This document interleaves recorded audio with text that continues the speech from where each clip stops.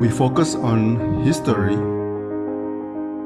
culture, religion, art, social, and philosophy of Nusantara. Here, in the presence of Nusantara, we were made to be forgotten about the goodness of ourselves. Because negativity seems to be more interesting for us. Now, I'm Sutoyo Raharto and friends, assist you, to remind you, to awaken you that we still can find the gems of Nusantara. They are the great sights of Nusantara.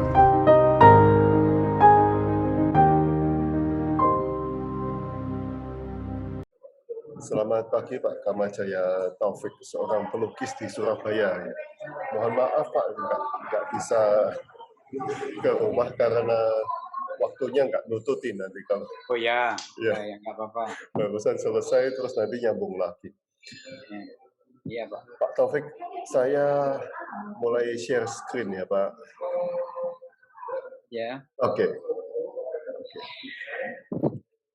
Bapak menulis air mengalir sampai jauh akhirnya ke laut. Di desa air sungai sudah banyak yang dangkal tak berair, padahal sangat penting untuk pengairan sawah. Solusinya petani pada ngebor air tanah untuk mendapatkan air. Tapi akibatnya masyarakat luas krisis air sumber dangkal. Sekarang kalau mau dapat air harus ngebor sedalam 70 meter nih. Ya. Yang Bapak lihat dari kejadian ini Pak, apakah memang seharusnya atau ini suatu kerusakan? Silakan Pak. Nah, kalau dari pengamatan saya Pak ya, saya kan background saya asli saya dari desa. Jadi masalah seperti itu saya anggap sebagai cermin, walaupun itu desa saya aja, sebagai cermin secara keseluruhan, walaupun tidak akurasinya nggak 100% juga ya, tapi secara umum saya pikir ini sebuah evolusi budaya pola pikir masyarakat ya, yang ternyata harus berubah dengan keadaan kondisi alam itu.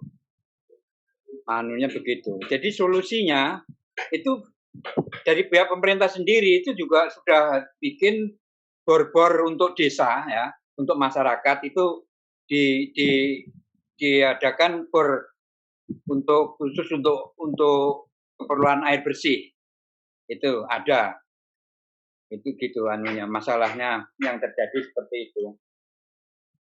Nah, cuma secara garis besar ya,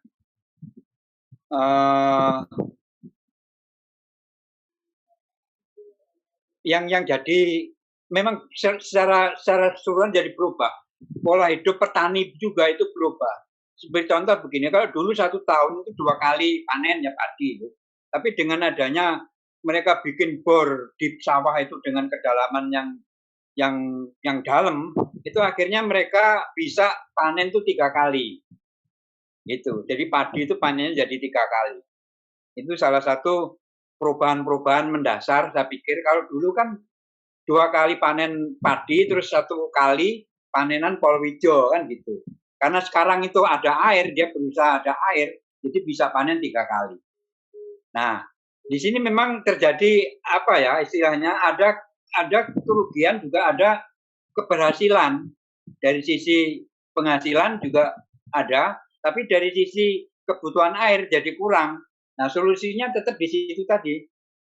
Yang saya lihat di desa saya juga, saya kira itu sudah program nasional itu. Jadi akhirnya dari desa sendiri itu dari pihak pemerintah memasang air untuk air bersih. Itu yang terjadi seperti itu. Nah, itu menarik saya bikin lukisan itu kan mengandung sifat perubahan secara evolutif dari budaya pola pikir masyarakat secara keseluruhan. Saya pikir seperti itu. Jadi daya tarik saya. Jadi belum tentu itu perusakan ya Pak ya? Ya, Belum tentu itu perusakan ya Pak ya? bukan, belum tentu itu perusakan. Seperti misalnya itu kan hajat hidup Pak ya, seperti hutan yang semakin berkurang, itu pun juga masalahnya sangat terikat dengan kebutuhan hajat hidup orang banyak, yang otomatis perlu kayu dan sebagainya. Nah, solusinya ya tetap aja harus ada keseimbangan untuk ada reboisasi segala macamnya itu. Makanya dari sisi ini Pak ya, dari sisi lahan persawahan pertanian di Jawa secara umum itu semakin berkurang, ya kan? Ini sudah menjadi kenyataan umum. Makanya sekarang dari pihak pemerintah itu banyak membuka lahan-lahan pertanian baru di luar Jawa, seperti di Kalimantan atau mungkin di NTT yang sekarang dibangun bendungan yang besar sekali itu, yang di sana tanahnya dulu itu hanya rumput untuk kuda kan, sabana itu. Nah, mungkin dari situ nanti terjadi zona-zona pertanian baru. Itu yang saya rasa menjadi solusi secara nasional lah. Ya. Itu berarti cara untuk hidup ya, cara baru untuk hidup. Iya Pak. Mencari cara baru untuk hidup. Ya benar. Ya memang harus berubah ya suatu cara hidup, pola hidup, mindsetnya itu juga semuanya jadi berubah. Ini tentang mengalir, Pak. Jalannya tentang mengalir ya. Jalannya air mengalir bukanlah selalu lancar, kadang membentur karang-karang bebatuan. Iya. Sakit juga, tapi percayalah bahwa suatu saat akan berdung, berhenti di kedalaman, yang akan menjadi berguna untuk orang yang mencari air. Nah, untuk Pak Taufik sendiri sebagai pelukis, apa yang dilakukan jika membentur karang-karang tersebut, Pak? Silakan. Itu sebetulnya gini Pak ya, sebetulnya itu sudah suatu kewajaran sebagai hukum alam ya, ada sirkulasi ya. Kalau istilah Jawa itu cokro manggilingan itu Pak, ada kadang kita di atas, kadang di bawah, kadang senang, kadang susah. Nah, semacam itu. Tapi di sini saya ibaratkan dengan benturan-benturan di tebing-tebing yang otomatis kita mendapatkan sakit dan sebagainya. Itu sebetulnya ya kalau kita sikapi dengan keikhlasan, dengan sabar, dengan segala sesuatunya itu sudah merupakan suatu hukum lah gitu ya. Jadi saya pikir bukan masalah Pak. Jadi tinggal mungkin saja setiap orang punya solusi yang berbeda-beda untuk mengatasi masalah-masalah seperti itu. Itu itu. Jadi saya kira itu begitu pengertiannya secara mendasar. Nah, di situ juga hanya yang ada harus selalu ada harapan. Harapan itu saya gambarkan ngedum itu tadi ya. Nah, orang selalu berada dalam positive thinking untuk selalu berharap untuk suatu saat itu ada kesempatan untuk bisa berbagi dengan orang banyak. Itu ya endingnya dari situasi seperti itu. Makanya saya sering mengibaratkan dengan hiduplah seperti air mengalir itu ya seperti itu Pak. Jadi itu juga mengandung makna filosofis yang air kan selalu merendah ya. Dia mencari tempat rendah. Jadi ada semacam ajaran yang mengajarkan kita, alam semesta itu mengajarkan kita untuk selalu merendah. Nah, itu di situ. Dia kalau selalu merendah, dia akan mengedung, akan menemukan tempat. Itu saya kira. Makanya dalam hal melukis ini, saya ada muatan-muatan secara filosofi seperti itu, Pak. Jangan. Dan Pak Taufik sudah merasakan ngedungnya itu. Ya, bagaimana Pak? Sudah merasakan ngedungnya itu. Wah, ini saya kira nggak bisa kita mengatakan pencapaian itu, Pak. Karena sifat manusia sebetulnya memang harus selalu berusaha. Itu anunya. Jadi tinggal kita aja yang mensikapi pada tempat apapun gitu ya, anunya. Tinggal tempat apapun, asal kita berdamai dengan diri sendiri, itu saya kira itu pengertiannya menjadi luas seperti itu. Anunya. Damai dengan diri sendiri, Pak. Iya, Pak. Damai dengan diri sendiri. Berdamai dengan diri sendiri. Iya, berdamai dengan diri sendiri. Iya. Oke. Ini Pak, selanjutnya Pak. Ya. Oke. Nah, ini rasanya lebih bagus sekali, Pak. Ya. Tempuran istilah Ini, Jawa ya. lokal pengertiannya pertempuran. Misal dua sungai bertemu itu disebut kali tempuran. Lebih jauh dari makna ini banyak sekali yang terjadi di pertempuran yang semua orang melihat pertemuan langit dan bumi. Langit dan bumi di cakrawala. Ya. Nah, pertemuan-pertemuan ini punya makna lahirnya cahaya, bulan atau matahari atau kehidupan. Kitab-kitab suci Ya. juga membuat percontohan pertemuan-pertemuan laut ikan yang mati hidup lagi. Ya. Bisa Nabi Musa. Sampai orang-orang tradisional yang mau mencari sumber air di dalam tanah yang ada dua aliran air bertemu, itulah sumber air yang dicari. Begitu juga bagi orang-orang sufi, pertemuan antara pikiran dan hati melahirkan cahaya akal. Itulah makna tempuran dalam lukisan ini. Apakah Bapak sudah menemukan pertemuan pikiran dan hati itu, Pak? Ini Bagaimana pertanyaan juga sulit dijawab, Pak.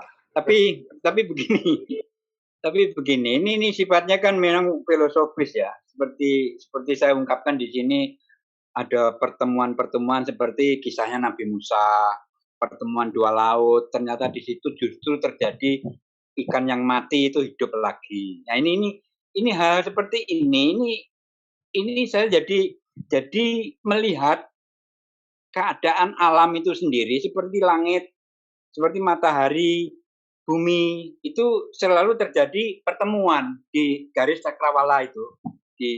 Nah, dari garis cakrawala itu selalu muncul ada bulan, ada matahari, artinya di situ ada cahaya. Jadi pengertian cahaya ini menjadi sebuah anugerah ya, seperti itu. Seperti lahirnya sesuatu yang diharapkan. Sesuatu. Nah, seperti hukum-hukum alam seperti ini juga ternyata pada orang-orang desa yang mencari sumber air di dalam tanah itu, mereka ternyata juga punya landasan pemikiran yang seperti itu. Makanya dia punya alat seperti magnet itu ya. Nah, yang bisa nanti dia menyatu gitu. Nah, di situ dia percaya di bawah sana itu ada dua aliran yang bertemu seperti itu. Aneh itu. Nah, soal pertemuan itu sendiri, kemarin saya kirim Pak, kirim gambar wayang itu. Coba Pian sambil. Nah, ya ini Pak. Nah, ini bisa menjadi lebih jelas kalau ada gambar ini. Ini gambar wayang Bathara Guru, Pak. Nah, ini gambar wayang ini sebetulnya digubah atau divisualkan oleh yang namanya Sunan Giri. Jadi makanya Bathara Guru ini juga namanya Girinoto. Juga dinamakan juga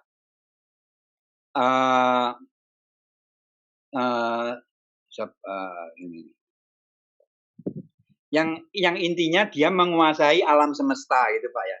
Nah ini coba gambar ini kan kita perhatikan tangannya ada 4, yang 2 itu menyatu. Nah ini gambaran gambaran wujud dari sifat alam yang paradok itu, Pak. Ada langit, ada bumi, ada tinggi, ada rendah, ada siang, ada malam.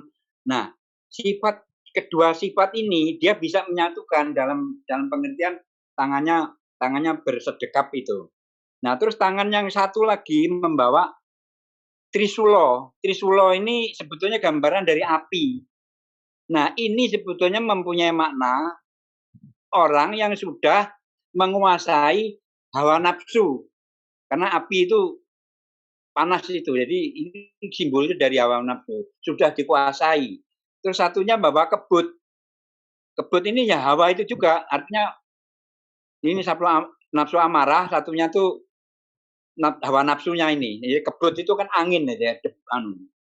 Nah, tentang lembu ini, lembu andini ini nek penjenengan googling di Google itu ada sejarahnya lembu andini.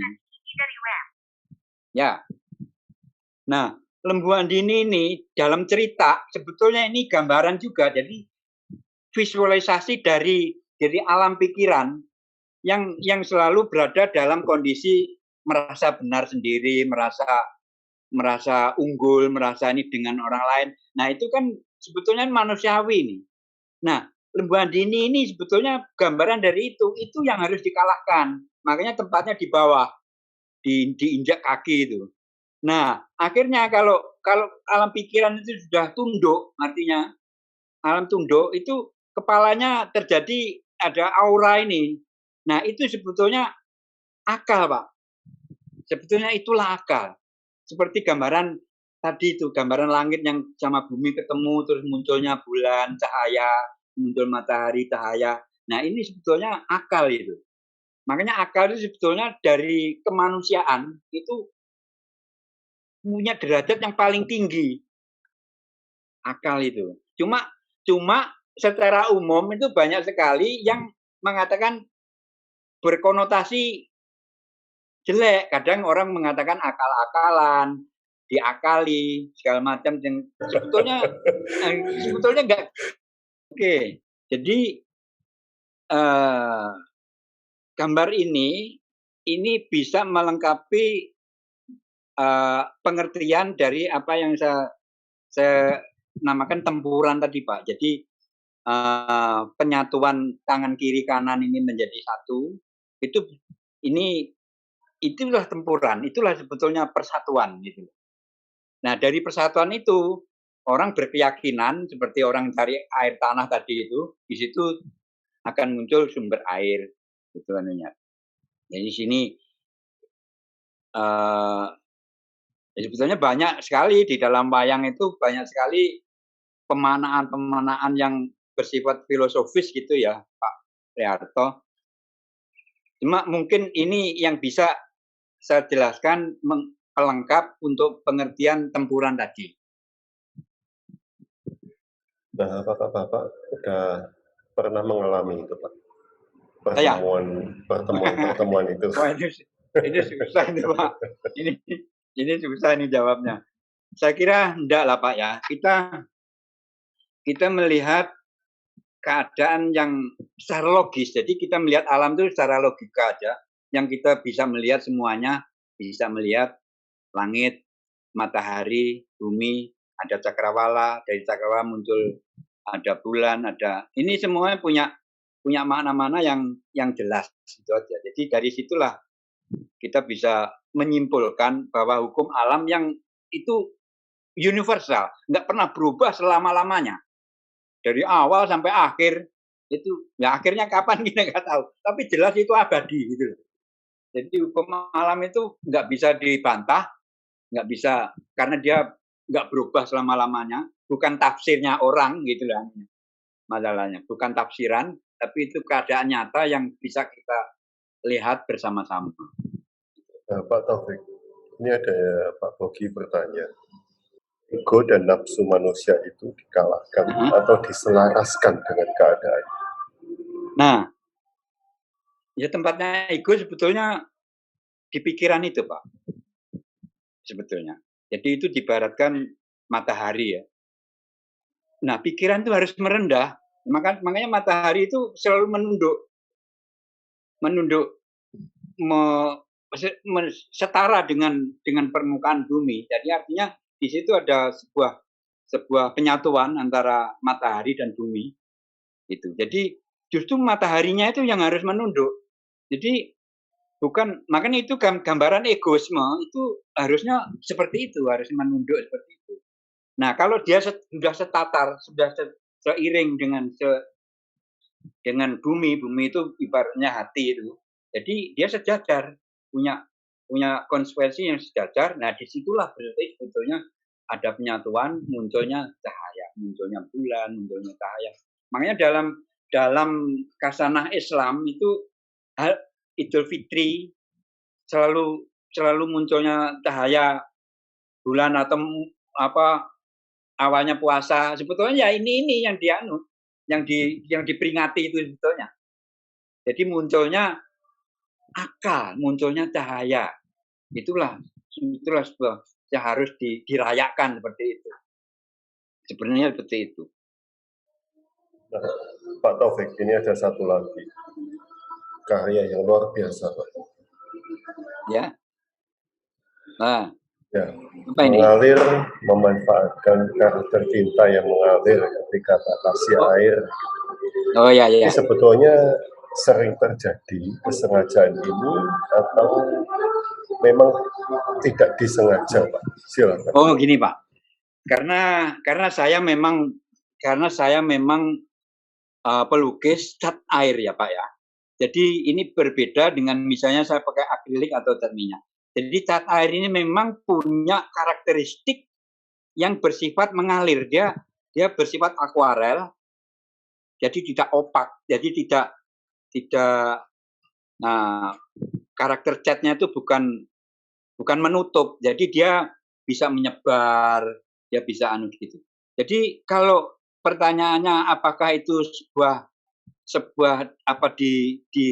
dibuat atau disengaja atau tidak kesengajaan, justru semuanya cat air itu ketidaksengajaan itu, Pak, yang dicari malah. Jadi sesuatu hal yang tidak kita program, dia terjadi dengan sifatnya yang akuarel itu yang justru menarik. Dan itu seperti hidup, Pak. Itu seperti kehidupan, Pak. Ya, teknik. Dan itu seperti kehidupan, Pak. Itu seperti kehidupan, Pak. Kurang jelas, Pak. Nah, itu seperti kehidupan. Ya, benar. Lebih kehidupan. Jadi makanya saya tertariknya di cat air, masalahnya di situ, Pak. Jadi ada semacam pengertian yang mendalam, ya.